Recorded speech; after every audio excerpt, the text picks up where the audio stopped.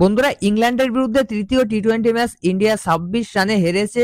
তো এই ম্যাচটাকে ঘিরে কিন্তু নানান প্রশ্ন জাগছে, যার ভিতর প্রথম একটা প্রশ্ন হচ্ছে কেন এই ম্যাচটা হারলো, এই ম্যাচটা হারের জন্য দায়ী কারা। দ্বিতীয় প্রশ্ন হচ্ছে যেখানে টিম উইন করছে সেই উইনিং টিমের কম্বিনেশন কেন ভাঙা হলো। অর্শদীপ সিংকে বাদ দিয়ে সেখানে মোহাম্মদ শামিকে কেন খেলানো হয়েছে, এটাও কিন্তু আমাদের মনে কোশ্চেন জাগছে। কেননা উইনিং টিমের কম্বিনেশন কিন্তু ভাঙা উচিত না। তো যারা ভিডিও দেখছেন তারা অবশ্যই জানাবেন ইন্ডিয়ার এই ম্যাচটা হারার পেছনে কারা দায়ী। তবে ম্যাচ নিয়ে আমি সম্পূর্ণই আলোচনা করব। তো দেখো, সূর্যকুমার যাদব কিন্তু আজকের ম্যাচেও টস জিতে প্রথমে বোলিং এর সিদ্ধান্ত নিয়েছে, যেখানে ইন্ডিয়ান বোলারদের ভিতর বরুণ চক্রবর্তী এবং হার্দিক পান্ডিয়া কিন্তু দুর্দান্ত বোলিং করেছে।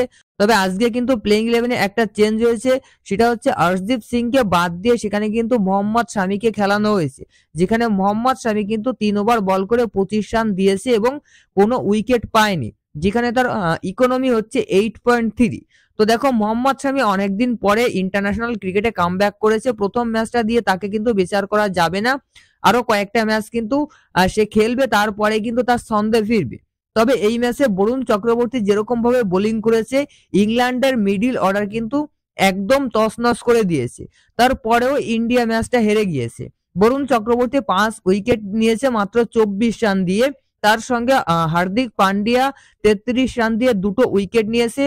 রবি বিষ্ণই এবং অক্ষর প্যাটেলও একটা করে উইকেট পেয়েছে।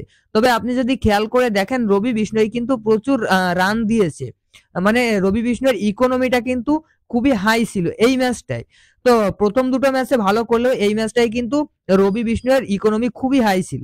এবার কথা হচ্ছে এই ম্যাচটা হারের জন্য কি বোলাররা দায়ী না ব্যাটসম্যানরা দায়ী? অ্যাবসলিউটলি ব্যাটসম্যানরা দায়ী, কারণ বোলাররা যা করার বরুণ চক্রবর্তী এবং হার্দিক পান্ডিয়া সেটা করে দিয়েছে। বরুণ চক্রবর্তী 5 উইকেট নিয়েছে, হার্দিক পান্ডিয়া 2টো উইকেট নিয়েছে। আর সেখানে প্রথম দিকে ইংল্যান্ড যেভাবে খেলা শুরু করেছিল, সেখান থেকে কিন্তু বরুণ চক্রবর্তী ইংল্যান্ডকে ফিরিয়ে এনেছে এবং ইন্ডিয়ান টিমকে কিন্তু কামব্যাকের পথটা দেখিয়েছিল বরুণ চক্রবর্তী। টিম ইংল্যান্ড যেখানে 20 ওভারে 171 রান করেছে, প্রথম দিকের খেলা দেখে কিন্তু মনে হচ্ছিল ইংল্যান্ড 200+ রানের টার্গেট দেবে। তবে সেখানে বরুণ চক্রবর্তী কিন্তু মিডিল ওভারে এসে গেমের মোমেন্টামই চেঞ্জ করে দিয়েছিল, যেখানে 171 রানে ইংল্যান্ড থেমে গিয়েছে এবং বরুণ চক্রবর্তী কিন্তু 5 উইকেট নিয়েছে। তবে এই ম্যাচটা হারের জন্য কিন্তু দায়ী একমাত্র ব্যাটসম্যানরা, কারণ বোলাররা তাদের 100% দিয়েছে বোলিং এ। ইংল্যান্ডকে 171 রানে আটকে দিয়েছে, সেখান থেকে এই 171 রানটা কিন্তু ইন্ডিয়ান ব্যাটসম্যানরা চেস করতে পারেনি। প্রথমত যদি আমরা সঞ্জু স্যামসন এবং সূর্যকুমার যাদবের কথা বলি, তো দেখো, সঞ্জু স্যামসন এবং সূর্যকুমার যাদব দুজনই কিন্তু এই সিরিজটাতে কোনো রানই পাচ্ছে না। সঞ্জু স্যামসন এই সিরিজের 3টে ম্যাচে প্রথম ম্যাচে 26 রান করেছিল, সেকেন্ড ম্যাচে 5 রান করেছিল এবং থার্ড ম্যাচে অর্থাৎ এই ম্যাচটাতে 3 রান করেছে। তো এই সিরিজে সঞ্জু স্যামসন কিন্তু টোটালি ফেইল্ড। তার সঙ্গে সূর্যকুমার যাদব এই সিরিজের প্রথম ম্যাচে 0 রানে আউট হয়েছিল এবং পরের দুটো ম্যাচে 12 করে রান করেছে, মানে দুটো ম্যাচেই 12 রানে আউট হয়েছে। তো সূর্যকুমার যাদবও কিন্তু অ্যাজ এ ব্যাটার এই সিরিজটাতে ফেইল্ড। তো এই দুজন ব্যাটসম্যান কিন্তু রান পাচ্ছে না। তার সঙ্গে তিলক ভার্মাও আজকে রান পায়নি বেশি, 18 রান করেছে। অভিষেক শর্মা 24 রানে আউট হয়েছে। একমাত্র হার্দিক পান্ডিয়া কিন্তু 40 রান করেছে। স্লো ইনিংস হলেও 35 বলে 40 রান করেছে।